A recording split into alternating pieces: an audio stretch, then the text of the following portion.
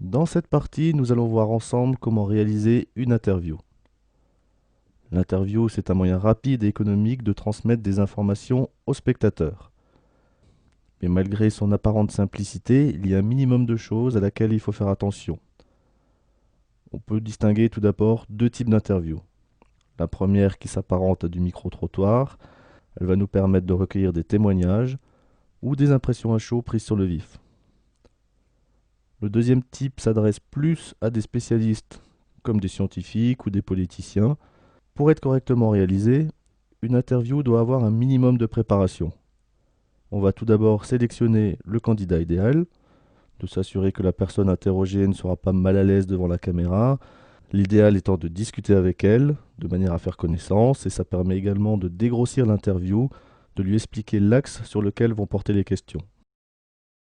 Ensuite, un repérage des lieux va nous permettre de trouver le meilleur endroit pour réaliser les prises de vue. Il faut essayer de trouver un endroit qui permet au premier coup d'œil d'identifier le lieu sur lequel on se trouve. Alors ce qui est bien, c'est d'avoir en arrière-plan ou sur le côté de la personne quelque chose qui rappelle l'univers dans lequel on se trouve. Éviter de placer les gens devant un mur uni. Si la personne interviewée n'est pas très à l'aise devant la caméra, ou si elle a du mal à faire passer ses idées, cette tristesse du décor va renforcer en plus un sentiment d'ennui. N'oubliez pas que l'on va réaliser cette interview avec un plan fixe, il faut donc que ce soit agréable à regarder. Ça peut être judicieux de prévoir un éclairage supplémentaire. Bien, maintenant il va falloir se poser une question. Est-ce que la personne qui pose des questions sera visible à l'écran? On parle d'intervieweur off ou in. Si on ne le voit pas, il faudra alors déterminer si ces questions seront supprimées ou non au montage. Si on le voit, si on a pris le parti pris de le laisser dans le champ, il vaudra mieux prévoir une deuxième caméra pour conserver la spontanéité de la conversation. Il est temps de placer la caméra. Eh bien, c'est une simple application des points de force. Vous allez positionner le regard de la personne sur un des deux points de force supérieurs. Certaines personnes vont vous dire qu'il faut placer le regard à gauche, dirigé vers la droite, parce que ça symbolise la direction de l'avenir. Oui, mais parfois l'environnement ne permet pas toujours ce type de cadrage. De plus, si vous devez réaliser plusieurs interviews pour un même film, ça peut être bien d'alterner le côté pour chaque personne. Ça donne un repère visuel supplémentaire au spectateur. Alors ce qui peut également être intéressant, c'est d'utiliser différentes valeurs de plan. Ça va nous permettre de dynamiser tout ça au montage. Si vous n'avez qu'une caméra, eh bien il suffit de changer de valeur de plan entre chaque question. Ou alors, idéalement, d'avoir deux caméras ou plus. Chaque caméra filme alors l'intégralité du dialogue, ce qui va grandement nous simplifier la vie au moment du montage, puisqu'avec une seule caméra, on verra forcément les coupures. Alors qu'avec plusieurs caméras, il suffira de changer de cadre à chaque coupure et la discussion sera beaucoup plus fluide. Petit conseil, si vous n'avez qu'une caméra, vous pouvez réaliser des plans de coupe qui vont vous aider à faire des coupures plus esthétiques. Un gros plan sur les mains, sur un détail d'un vêtement par exemple. Si vous interviewez un scientifique qui vous parle d'une expérience bien particulière, vous pouvez illustrer l'interview par des images de ce même scientifique en train de travailler dans son laboratoire. Toutes ces images vont non seulement vous aider à cacher les coupures du montage, mais également à donner vie à cette interview. Bon, n'oubliez pas quand même de montrer le plus tôt possible la personne qui parle. C'est très perturbant pour le spectateur d'entendre une voix inconnue sans mettre un visage dessus. Petite précision encore, ne faites pas des plans trop larges quand vous filmez. Évitez d'aller au-dessus du plan rapproché taille, sinon vous risquez de perdre les émotions du visage. Alors dans le cas où vous avez décidé de conserver à l'écran la personne qui pose les questions, il suffit de réaliser un champ contre champ. Lors du montage, si la personne interviewée parle trop longtemps et que vous voulez malgré tout conserver l'intégralité de la réponse, ou alors si au contraire vous voulez faire une coupure dans la réponse, n'hésitez pas à utiliser le plan de la personne qui pose les questions.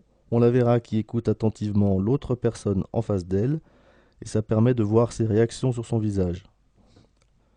Cette technique est utilisée quasiment tout le temps dans des films lors de dialogues pour garder une certaine dynamique et pour voir les réactions et les sentiments de chaque personnage. Les réalisateurs alternent souvent les plans, même si c'est toujours la même personne qui parle. Alors, même si ce n'est pas le sujet fondamental de cette formation, un petit mot sur la prise de son.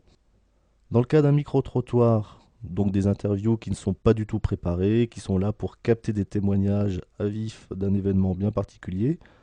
On peut comprendre et on accepte de voir un micro tenu à la main dans le champ de la caméra.